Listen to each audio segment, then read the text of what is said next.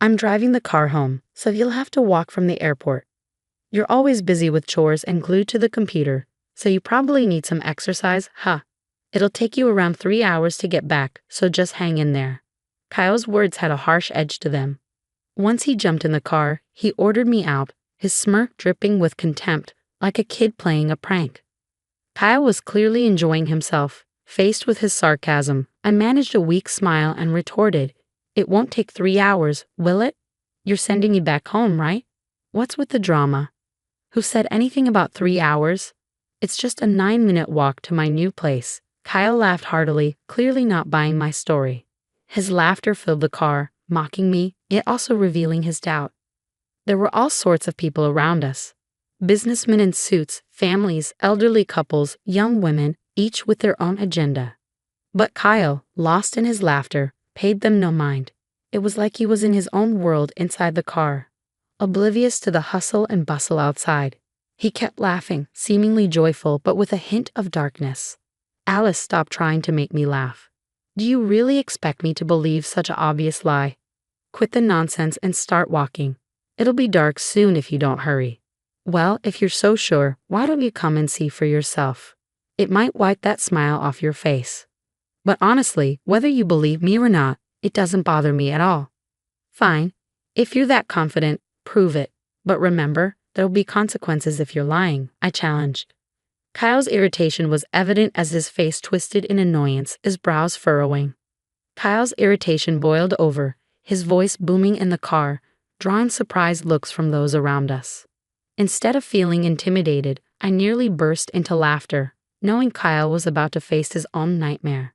With renewed determination, I set off towards my new home.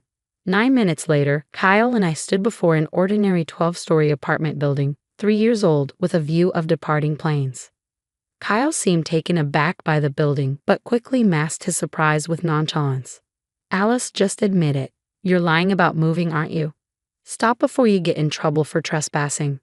Stop fussing and come inside, I replied, though Kyle remained skeptical, following me with a dismissive grunt.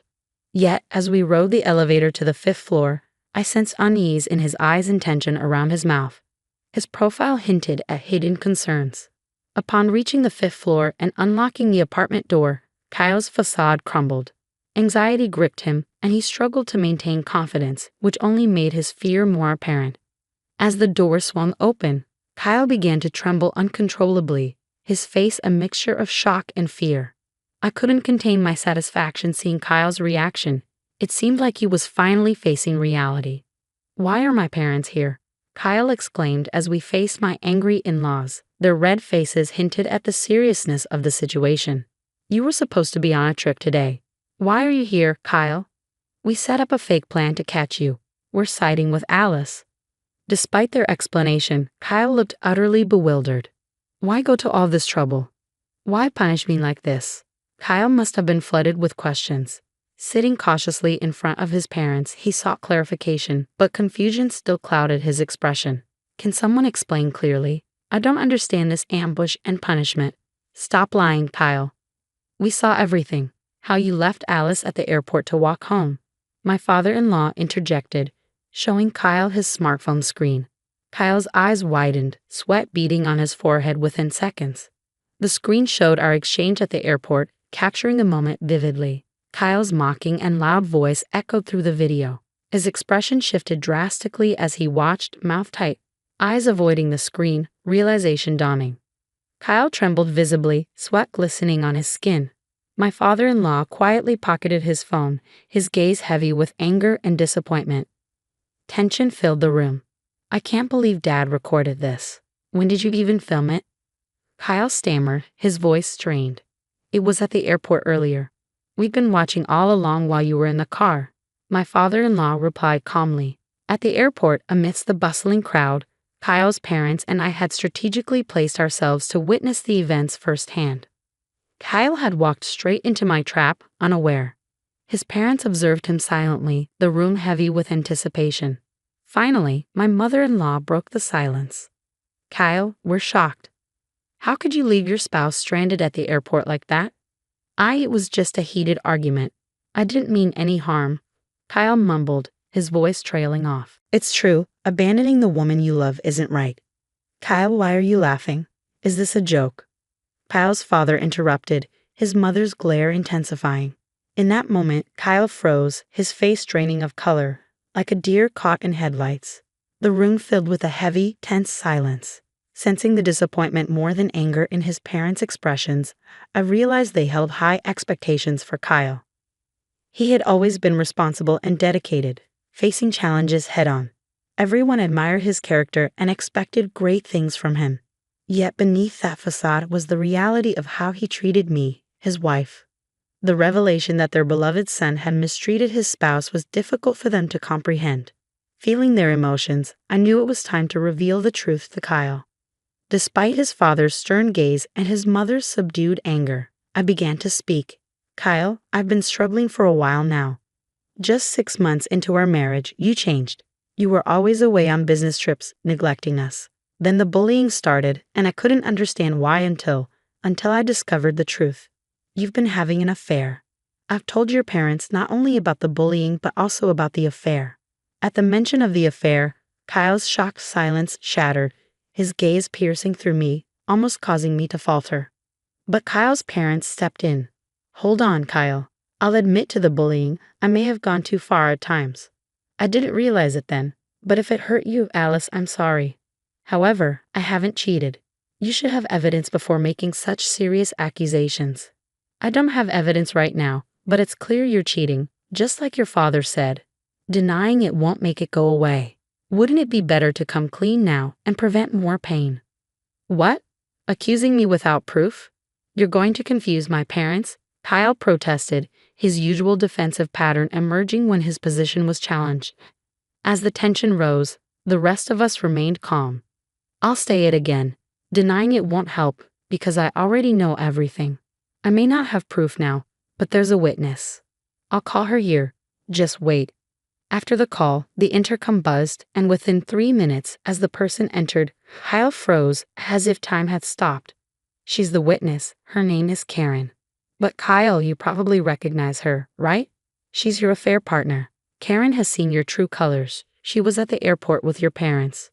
Wait, Karen? Why is she here? I didn't know about this, Kyle exclaimed. Through my investigation, I had discovered Kyle's affair with Karen, an employee from a client company. I had secretly contacted Karen, and our conversation revealed that Kyle had kept his marital status hidden from her during their relationship. Karen believed they were serious, and she was deeply shocked to learn of Kyle's deception. Naturally, Karen couldn't stomach Kyle's lies, so I arranged for her to be at the airport to confront him. When Kyle caught sight of my new apartment, a subtle grimace crossed his face, not because of its location, but because Karen lived in the same building. Kyle probably never imagined I'd be in touch with Karen, which explained his feeble attempt to appear confident. However, his facade crumbled under scrutiny. In fact, my move to this apartment was calculated to bring me closer to Karen. Kyle, even my picking you up from the airport today was part of the plan to expose your true self.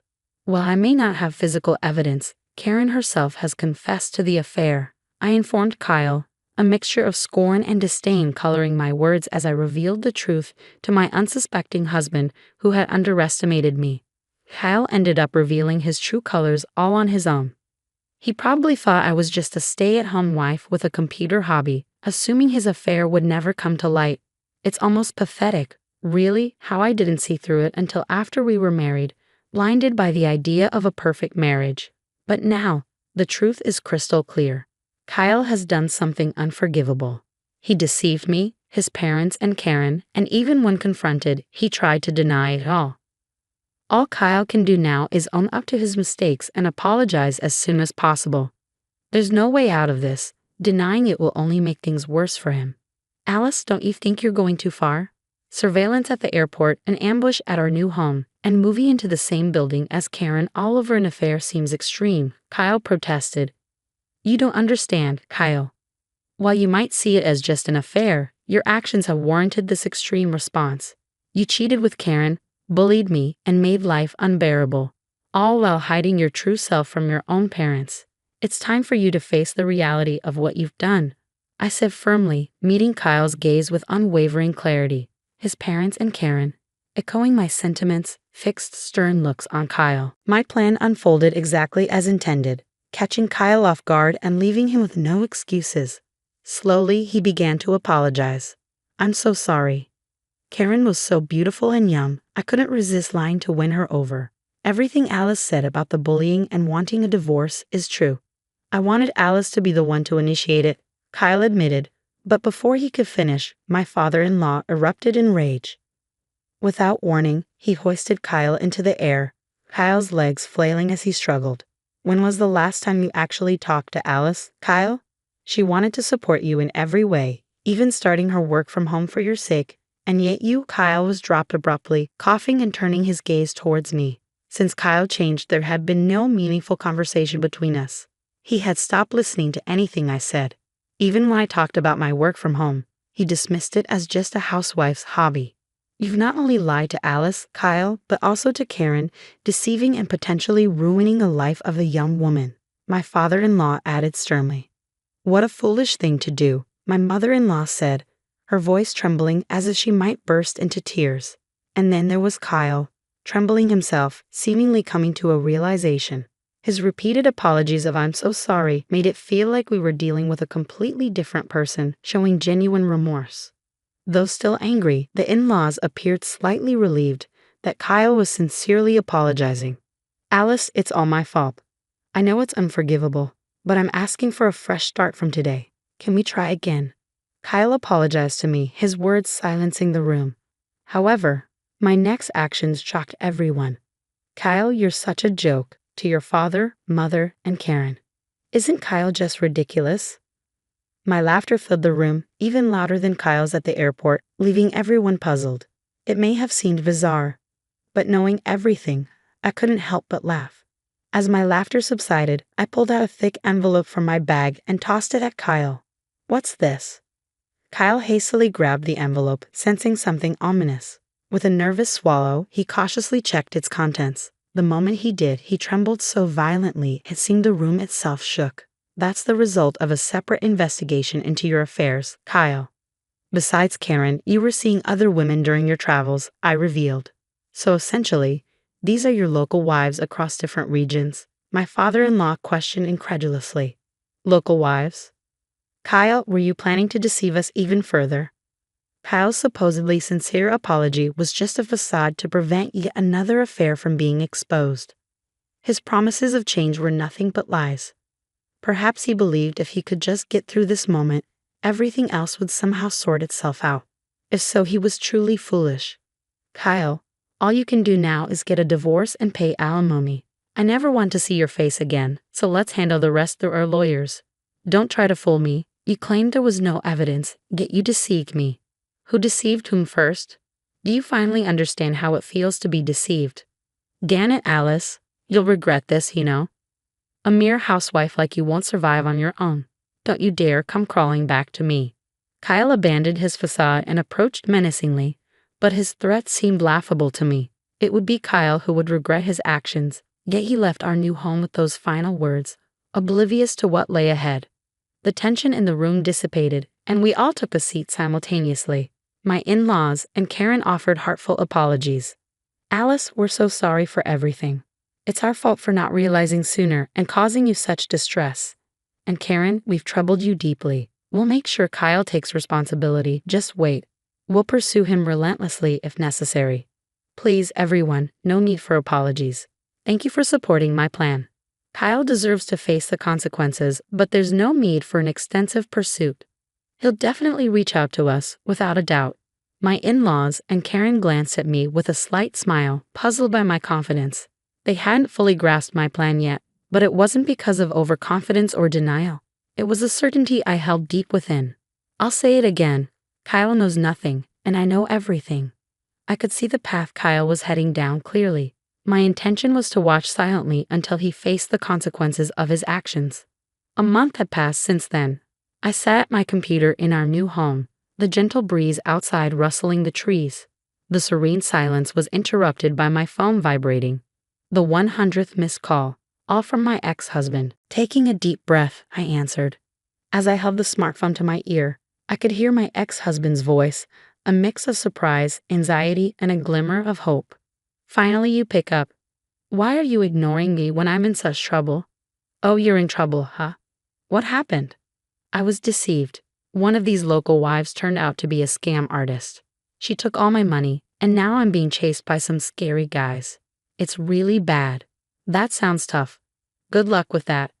Hey, don't hang up, please. I'm begging you. Just a little help. I've got no money, can't go home. I'm done for without you. Who said, don't come to me with regrets, never come crying back? I knew everything, including the fact you were being deceived, but I chose not to say anything. I thought it was pointless to tell you anything you wouldn't understand without experiencing the consequences firsthand. His voice faded from the call. Perhaps now, Kyle regretted his actions, but I refused to assist him. People like him couldn't grasp others' pain without facing it themselves. You only think of yourself. That's why you're in this situation. I have work to do, so don't call me again. What work? It's just your hobby. I didn't want to have to say this, but my annual income surpasses yours, Kyle. I found success as a web novelist, along with my blog, YouTube channel, and more. I can manage just fine on my own. What? You earn more than me. Wait, can you lend me a little money then? My ex-husband rambled, but I hung up and promptly blocked his number. His selfishness left me sighing deeply until the end. Later, I learned from my in-laws about his situation. Realizing he couldn't rely on me, he turned to them for help. However, they were already aware of his predicament and were furious once again. Despite their anger, he continued making excuses, resulting in his parents disarming him. With nowhere to turn, he fled, changing jobs and relocating. However, it seemed the threatening men pursued him to his new location. He even sought refuge near his parents' home at one point, sending messages of regret and reflection. But it was too late. His actions had consequences, and he bore the weight of that truth.